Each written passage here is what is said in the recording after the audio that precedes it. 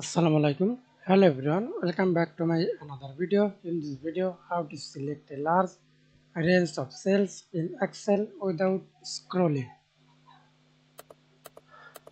Okay, example, I select the first cells and select rows Q. The last rows Q. Simply type Q.